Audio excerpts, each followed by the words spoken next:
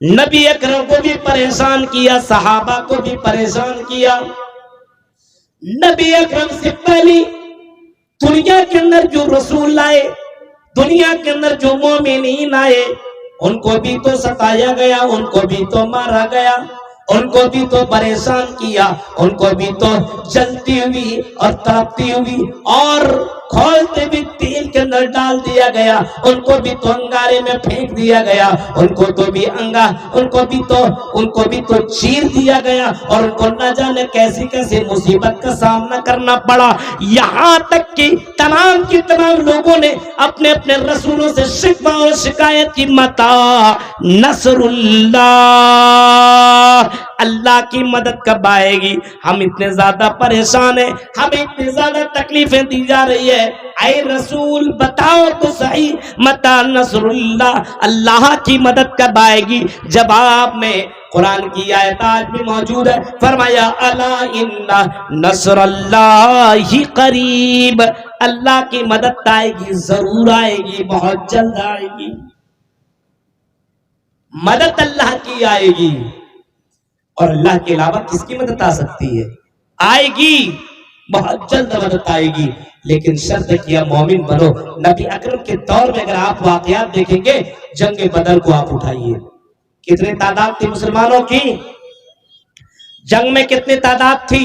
یہ علماء نہیں بتائیں گے، آپ لوگ بولیے گا تھوڑا، 1 بجے رات کو 1:30 بجے رات کو تقریر دیں گے اور ہم کو بولیے گا بولتے رہے روبوٹ کی طرح، نہیں ہو سکتا۔ آپ بولیے جنگ بدر میں مسلمانوں کی تعداد کتنی تھی؟ ادھر سے آواز آنی چاہیے، کتنے تھے بھائی؟ کتنے؟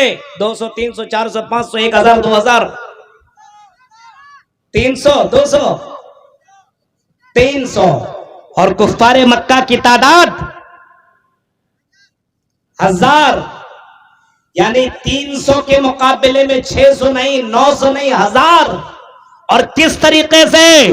مسلمانوں کے اندر کمزور بھی ہے، بوڑھا بھی ہے، بچہ بھی ہے، تیر ہے تو تلوار نہیں، نیزہ ہے تو ڈھال نہیں، سواری ہے تو کسی کے پاس سواری نہیں، اور جو یہ کفار تھے ان کے پاس 1000 کی تعداد ہے، اور سارے کے سارے ہٹے کٹے، سارے کے سارے جوان ہیں، سارے کے سارے جنگجو ہیں، سارے کے سارے بہادر ہیں، اور سب کے پاس تلوار ہے، نیزہ ہے، ڈھال ہے، سب کے پاس سواریاں ہیں، سب اپنے میں مکمل ہیں۔ لیکن بتاؤ مسلمانوں، جنگ بدر کا واقعہ آپ نے سنا ہے، جنگ بدر میں مسلمانوں کی فتح ہوئی کہ شکست ہوئی؟ مسلمانوں نے وہ جنگ جیتی کہ مسلمانوں نے وہ جنگ ہاری؟ بتاؤ آپ کو معلوم ہے کہ اس جنگ کے اندر کیا رزلٹ آیا؟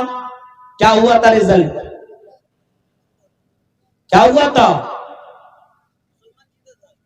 مسلمان جیتا تھا، دیکھ رہے ہیں ماشاءاللہ۔ کیوں؟ کیونکہ اللہ کے نبی صلی اللہ علیہ وسلم کے پاس یہ 300 کی تعداد ضرور تھی۔ یہ کوالٹی، اس کے اندر کوانٹیٹی نہیں لیکن کوالٹی تھی، یہ کوالٹی والے مسلمان تھی۔ اللہ کے ساتھ کسی کو شریک کرنے والے نہیں تھے، اللہ کے ساتھ کسی کو ملانے والے نہیں تھے، یہ صرف اللہ کے سامنے سجدہ کرنے والے تھے، صرف اللہ سے مانگنے والے تھے، اور صرف اللہ کو پکارنے والے تھے۔